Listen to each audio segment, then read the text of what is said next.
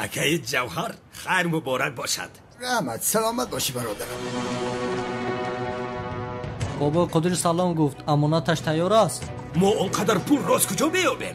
بسیار نلق تا شب پول آماده باشد وگرنه اینجا و دیگر دکانها را میسوزانیم. صاحب این محله بابا قادر است. از این پس خراج را ما میگیریم. پول را تو جمع کن. امشب از تو میگیریم.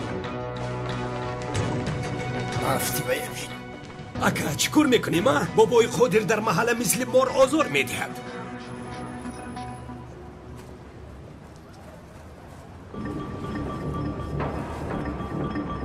سلام علیکم.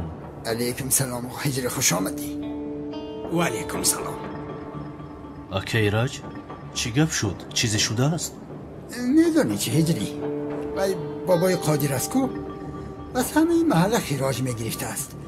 تا شب اگر همه پول رو آماده نکنید میگویند همه دکانها رو آتش میزنیم.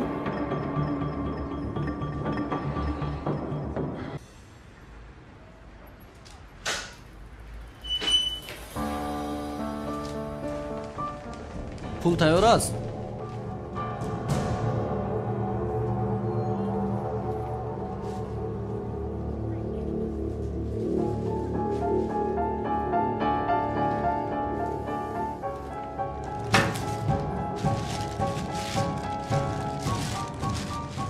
برای ماه آینده هم آماده باشید. 2 برابر زیاد میدهید.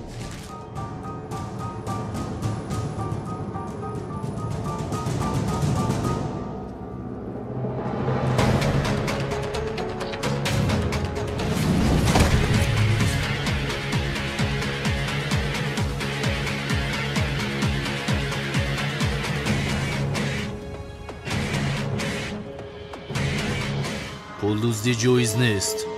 پول سوداگران رو برگردونید. بس کن نصیحت رو. ندهیم چی میشود؟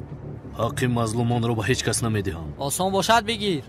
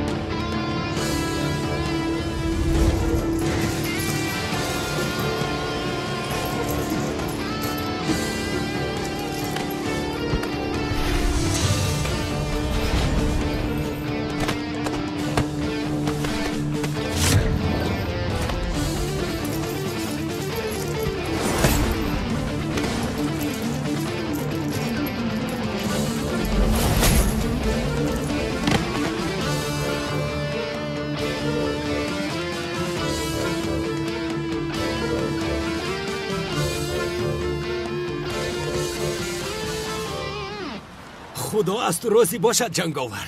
رحمت زنده باش پسرم. بچه خوبه؟ بله